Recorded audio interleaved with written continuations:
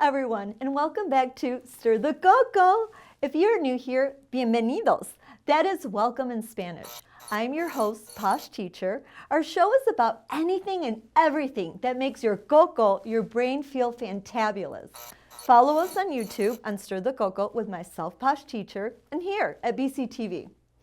Before we begin, I would like to give an hola shout out to our new followers. So glad you are stirring your coco with us. Bienvenidos. Welcome. We are calling this episode, Ever Wondered What Your Ears Say About Your Brain? Hearing loss is frustrating for those who have it and for their loved ones. But recent research from Johns Hopkins reveals that it also is linked with walking problems, falls, and even dementia. In a study that tracked 639 adults for nearly 12 years, Johns Hopkins experts found that mild hearing loss doubled dementia risk. Moderate loss tripled the risk, and people with severe hearing impairment were 5 times more likely to develop dementia. Brain scans show us that hearing loss may contribute to a faster rate of atrophy in the brain. Hearing loss also contributes to social isolation. You may not want to be with people as much, and when you are, you may not engage in conversation as much. These factors may contribute to dementia. As you walk, your ears pick up subtle cues that help with balance. Hearing loss mutes these important signals. It also makes your brain work harder just to process sound. This subconscious multitasking may interfere with some of the mental processes needed to walk safely. Although nearly 27 million Americans age 50 and older have hearing loss, only 1 in 7 uses a hearing aid. If you think your hearing has diminished, it's worth making an appointment with an audiologist for a hearing check. If you have hearing loss, don't let the following myths keep you from getting help. There is no downside to using hearing aids. They help most people who try them. And in those people, they can make all the difference in the world, allowing people to re-engage with friends and family and be more involved again. My hearing's not that bad. Hearing aid users wait on average 10 years before getting help for hearing loss. But during that time, communication with loved ones becomes more difficult, and isolation and health risks increase. It's important to be proactive in addressing any hearing declines over time. Wearing hearing aids means I'm old, and I'm not ready for that. It's normal to feel worried that hearing loss means you're aging and you want to hide. Plenty of people with a hearing impairment sit silently rather than joining in conversations and activities because they fear their hearing problems will make them seem helpless or less than competent. The truth, connecting with others can help your brain stay younger and keep you involved with life. Before we go, we're going to do our Spanish lesson, and then we'll go speak to our guest. And you're going to learn a lot more information from our audiologist that is here with us today, and very important information. So please stay tuned. But right now, let's make some neuroplasticity. Here we go. Number 1, I can't hear you. No te oigo. I can't hear you. No te oigo. One more time. No te oigo. Next one. Number 2. Número 2. Speak louder, please. Habla más fuerte, por favor. Habla más fuerte, por favor. One more time. Speak louder, please. Habla más fuerte, por favor. Muy bien. Número 3. Number 3. Yes, you got your hearing checked and you can say, yes, I can hear you. Sí, te oigo. Sí, te oigo. One more time. Sí, te oigo. Muy bien, very good. Remember, repetition is the key to mastering a language, and your brain loved this. Let's go off to our interview. You're not going to get it all right. Just make sure you nail the big stuff. Mama! Like making sure your kids are in the right seat for their age and size. Get it right at nhtsa.gov/the right seat. Hello, everyone, and welcome back to Stir the Coco. We have a very special guest, Dr. Inman. She is an audiologist, and she is going to share a wealth of information with us today. Welcome to the program. Thank you so much for having me. Well, first of all, share your journey that led you into the world of audiology. Yeah. I want to know. Yeah, because most people don't know audiology is a job. No, exactly. We can't even spell it. So tell us from the beginning. So I was very fortunate because my grandpa was a big part of my life growing up. He's the one that took us to sporting events. He's the one that came to school events. And when I was in middle school, he lost all of his hearing. He had a genetic disorder that he didn't know about. And he lost all of his hearing. And instead of getting hearing aids, because of pride and money, I'm sure, he just stopped talking to the kids. Kids' voices are soft, and who knows what they're talking about. You don't know the context. It's really difficult if you can't hear to hear your grandkids. Absolutely. So my mission was going to be to fix people's hearing, and that's what I get to do every day. Wow. So your heart and soul is in this. Yes. 100%. 100%. Well, we are excited to hear about this, and I'm sorry about your grandfather. Oh, I'm sure he's that now was, a patient of mine. He has hearing aids. He's great. He's actually fantastic. And I forgot to mention fixed that. It. You fixed yeah, his yeah. ear. Okay, So yeah, there's a good ending. Yes. Okay. Got him hearing aids for Christmas a couple of years ago. He's fantastic. And what did you see with that transition from Yeah. not hearing to hearing? How did his world change? Night and day, truly. It wasn't as subtle as it is for most people. Most people have a gradual hearing loss. His was fine, and then he went just nothing.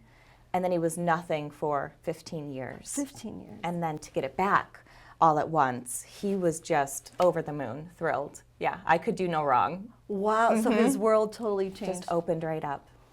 Well, that incredible Yes, story. yes, Okay, well, thank we're you. speechless. Yes. We'll move on now. Tell us then, what is the connection between hearing loss and cognitive decline? Yes, so this is a pretty hot topic in audiology and in cognition. As audiologists, we see our patients much more often than their primary care or other doctors. We see them at least every 6 months. So it's something we've known, we've seen. Our patients who treat their hearing loss and wear their devices consistently, we see them doing a lot better in a lot more areas than we do our patients who put it off or that only wear them to the restaurant and don't wear them at home because it's quiet at home. We've seen this for a while. We did this 10-year-long study looking at these factors, and what we did see was a very clear connection between untreated hearing loss and cognitive decline. Now, it's complicated. Okay. Hearing loss is complicated. Cognition is complicated. Absolutely. What we know is that when you have a hearing loss that's not treated, your brain starts taking areas and cannibalizing them. Wow. Hearing is so important. It's our only 24/7 sense. So the brain will prioritize it. If you have a bit of a hearing loss, it's going to take some of your vision, some of your somatosensory. It's going to take over parts of your brain and pull them into the auditory system. When that happens, those brain parts can't be used for other things like short-term memory or balance, right? Yes. Yes. So we have these functional MRIs that Show were us. completed. Yes. Show us. So this study was done by Dr. Anu Sharma out of Denver. This is the auditory system of somebody with normal hearing, Okay, this is where it lives. It's your auditory cortex. It's this tiny little area. And for somebody with hearing loss, when they're told to listen to something while they're in the MRI, what we see is that the visual cortex, the frontal cortex, and your somatosensory is what's being used to hear, right? Yes. So the question then becomes, can this be prevented? Or if it is going to happen and we treat it, what happens? Yes, that's the big question. Right. So what we did was we treated people for their hearing loss. The devices had to be well fit. And when we did, after 6 months of wearing hearing aids, all of their function went back to the auditory system. Okay, so there's hope. There's way to reverse that. It is really exciting. Yes. This is fascinating. Yes, it is incredible. Sometimes hearing is so invisible. So to see it as, black and white, Absolutely. it's really interesting. Now, the caveat there is that when they did the same study, but they were over-the-counter hearing aids or fit at Costco, Yes. they did not have the reversal. Only prescription devices that were well fit by an audiologist. So it's specific to the matters. person. Okay, It so has it's to not be. one size fits all. It can't be Okay. for the brain, right? Okay. Yes. So that's important for Yes. people to know. Yeah. And so basically now after this happened, patients definitely, their world completely changed. It does. Do you have patient stories where Yeah, something so like this happened? we see some patients who they read an article that says cognitive decline in hearing, so they give us a call and they say, my wife's in the very earliest stages, what can we do? And at that point, we make no promises, of course. Right. But we do know that when we fit these patients with devices and they go back and they get retested, the majority of them, the vast majority, test at a lower cognitive decline than previously. So it matters functionally too. People know it. That is important. And so then tell me, is there a certain age, even though you think you don't have a problem, when should people get tested? Is there an age where, certain medical things are like, oh, when you turn 50, when you do blah, this, blah, you blah. start. Is there a number for, your hearing? For ears. Yes. My answer is two-part. One, get your hearing tested when you can hear. Please, we need a baseline. Oh, yes. I want to know how you hear when you hear well. Oh my gosh. Don't hello. see me once there's a problem. Oh, You yes. still do see me once there's a problem, of course. Absolutely. But Absolutely. see us first You have when more things are going information. right. We can often predict things going wrong and we can intervene, right? We can say, these are some vitamins that might help you protect your hearing. Now, after the age of 50, absolutely, you should at least get a baseline hearing test. Okay. So that's Yep. okay. Yep. Perfect. And when you just mentioned, are there things that people can do to stop hearing loss? Are there, like you said, a vitamin? You eat carrots for your eyes. Is there a vegetable or something you can do for hearing? What can we do to be preventative? Anything you do for your heart that's good is going to be good for your ears. Oh. The ears and the cardiovascular system, hand in hand. So, exercise, eat well, sleep well. Now, those are a lot harder. Something that's pretty easy to do that can be so helpful is protect your hearing. Blow dryers are loud enough to cause hearing loss. Well, let's take a moment. Yeah. Wow. Did everyone ever think that could be the issue? Do you see hairdressers having a hearing issue? Absolutely. Dentists with the drills. I think we think power tools and construction, which Yes. is true. Right. But it's these daily things that we do. We all think, oh, we don't want to listen to our music too loud. But if you are blow drying your hair every single day at that volume, you're at risk. Wow. Okay. Yeah. So, I'm going to throw some little topics that some viewers are like, hey, can you ask about this? So, first one, earbuds. Everyone's walking around, earbuds. Is that good, bad? What should we be aware of with earbuds? My rule of thumb is if you're standing next to somebody and they can hear what you're listening to, it's too loud. Okay. Okay?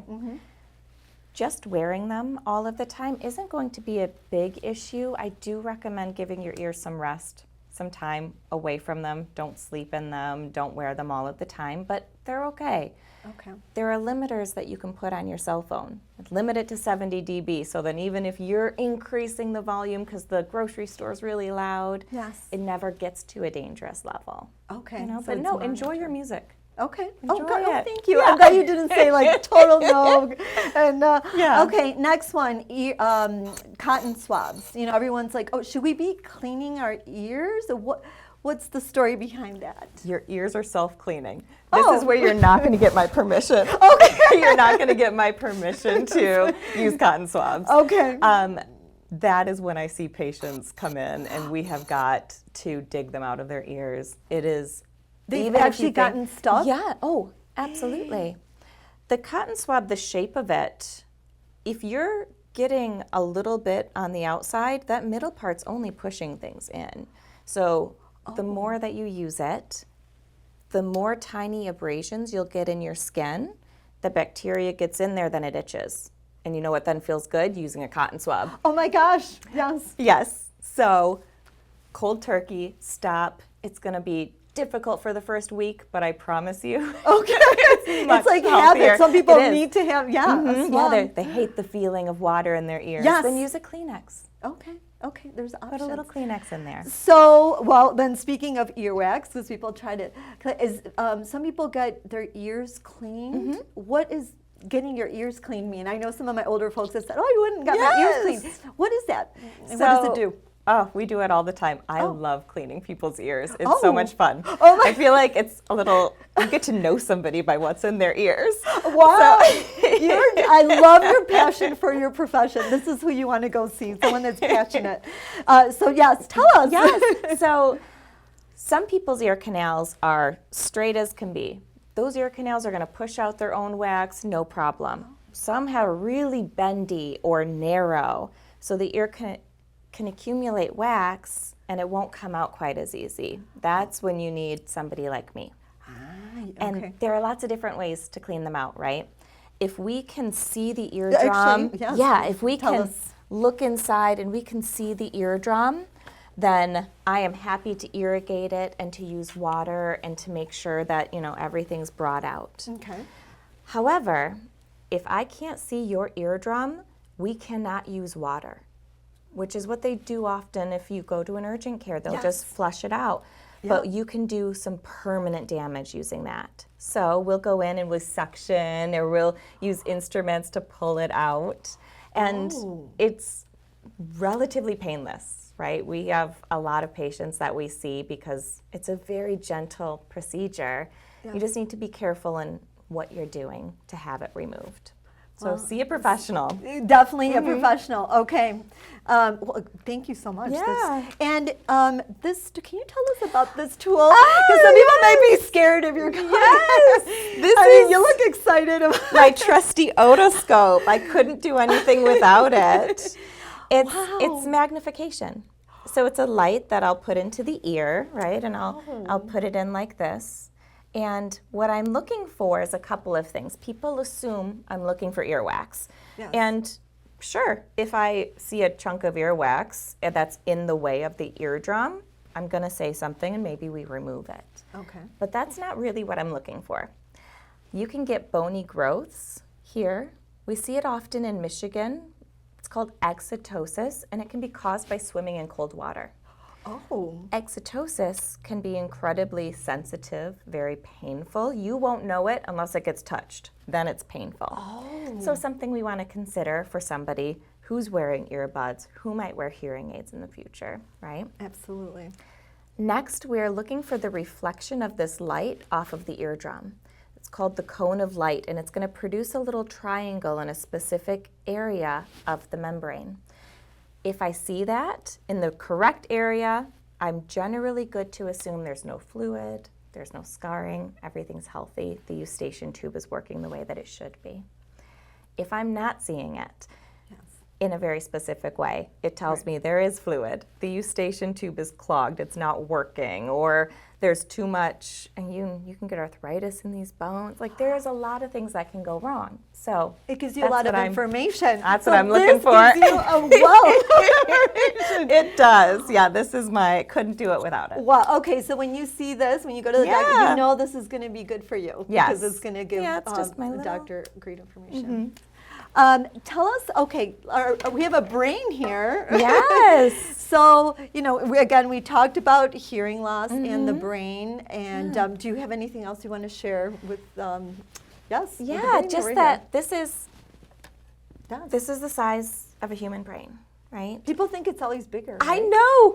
Or I had a patient recently say, that can't fit in your head. Like, oh, yeah, it is.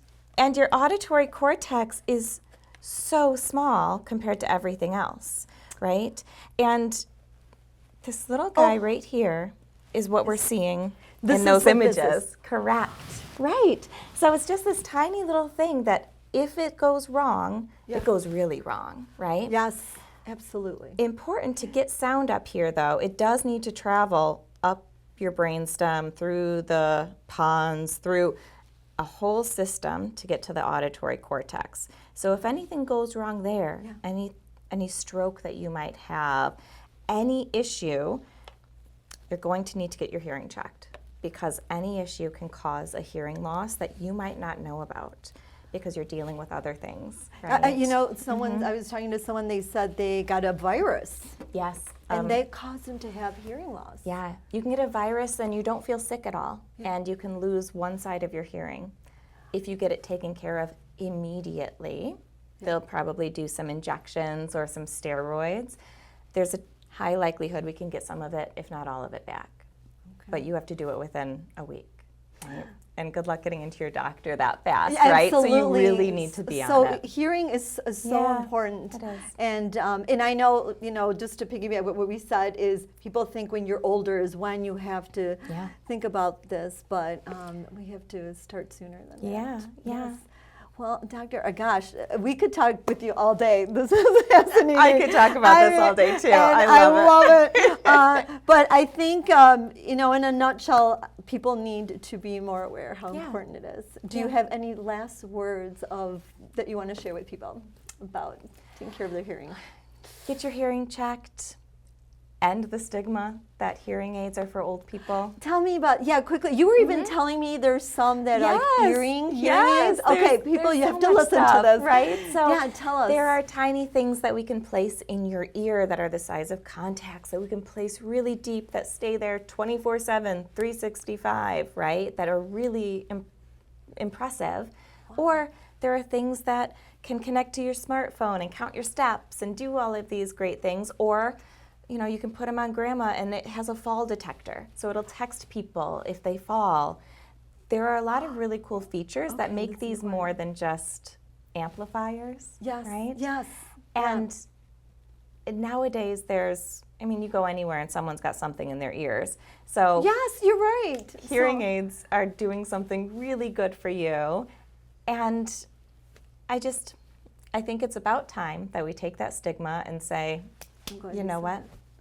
It's worth it. I'm glad you said that, and all those other options.